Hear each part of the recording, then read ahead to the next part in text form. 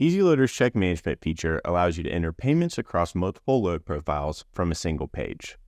Located under the Accounting tab, users have the ability to enter a single check entry, which functions the exact same as if you were entering a payment directly into a load profile, or you may choose a customer or carrier bulk import option. In this example, we're going to upload a bulk set of customer receipts. Selecting this card will bring up a series of steps and instructions. First, we're going to download the template. Columns noted in red are required and black are optional. Once I input my data, I will upload the file during step 2. The system will now pre-validate the data, automatically excluding any duplicates in the upload or exact entries that already exist in the respective load profile.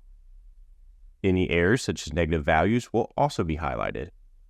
All error records must either be corrected or excluded before the data can be processed.